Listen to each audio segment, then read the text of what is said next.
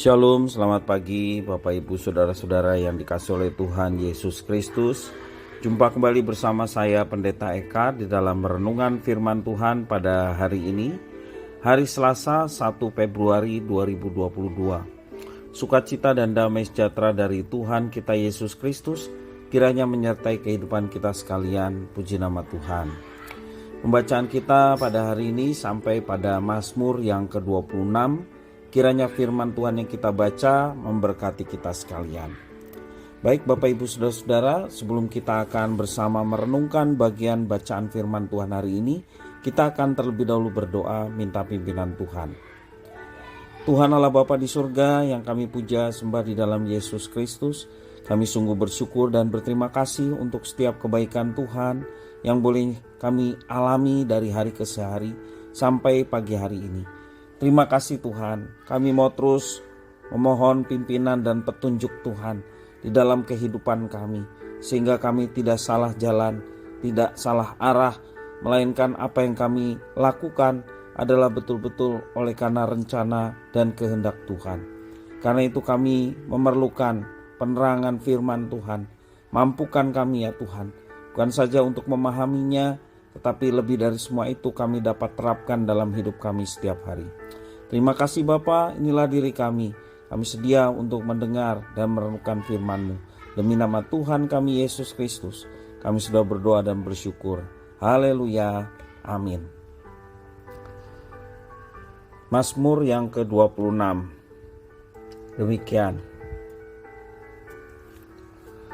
Dari Daud, berilah keadilan kepadaku ya Tuhan, sebab aku telah hidup dalam ketulusan. Kepada Tuhan aku percaya dengan tidak ragu-ragu. Ujilah aku ya Tuhan, dan cobalah aku. Selidikilah batinku dan hatiku, sebab mataku tertuju kepada kasih setiamu, dan aku hidup dalam kebenaran-Mu. Aku tidak duduk dengan penipu, dan dengan orang munafik aku tidak bergaul. Aku benci kepada perkumpulan orang yang berbuat jahat, dan dengan orang fasik aku tidak duduk. Aku membasuh tanganku tanda tak bersalah, lalu berjalan mengelilingi mezbah-Mu ya Tuhan, sambil memperdengarkan nyanyian syukur dengan nyaring dan menceritakan segala perbuatan-Mu yang ajaib. Tuhan, aku cinta pada rumah kediaman-Mu dan pada tempat kemuliaan-Mu bersemayam. Janganlah mencabut nyawaku bersama-sama orang berdosa, atau hidupku bersama-sama orang penumpah darah, yang pada tangannya melekat perbuatan mesum, dan yang tangan kanannya menerima suapan. Tetapi aku ini hidup dalam ketulusan. Bebaskanlah aku dan kasihanilah aku. Kakiku berdiri di tanah yang rata. Aku mau memuji Tuhan dalam jemaah. Bapak Ibu Saudara-saudara, ada perbedaan yang cukup mencolok antara orang yang sombong dengan orang yang jujur. Keangkuhan atau kesombongan berangkat dari keinginan pribadi untuk mendapatkan hormat atau sanjungan dari orang lain. Sedangkan kejujuran berangkat dari ketulusan dan kelurusan hati tanpa ada motivasi mencari keuntungan diri sendiri.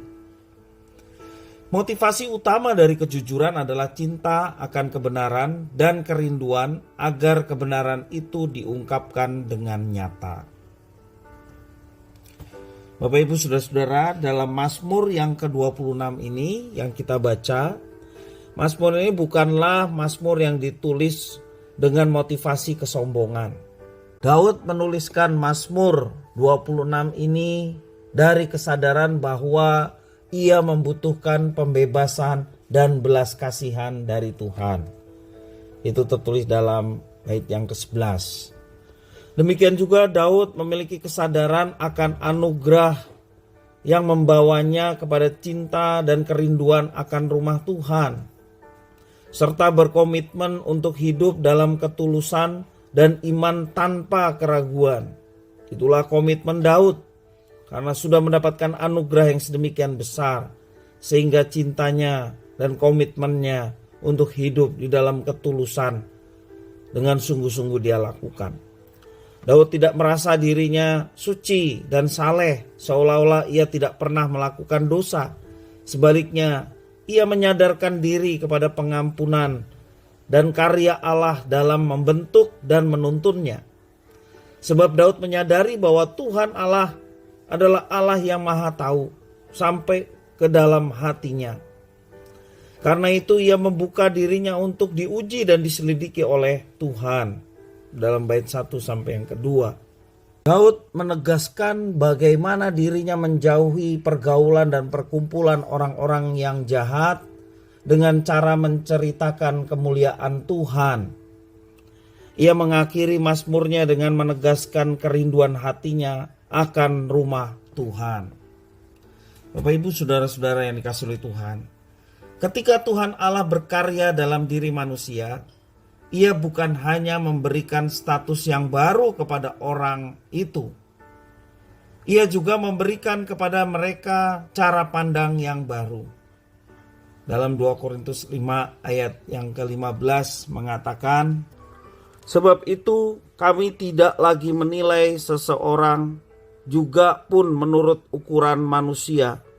Dan jika kami pernah menilai Kristus menurut ukuran manusia, sekarang kami tidak lagi menilainya demikian.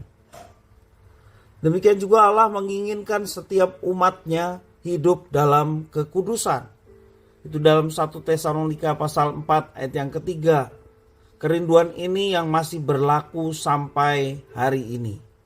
Integritas orang Kristen tidak dibangun atas keberhasilan dan kemampuan manusia, melainkan semata-mata oleh anugerah dan karya Tuhan Allah dalam iman kita.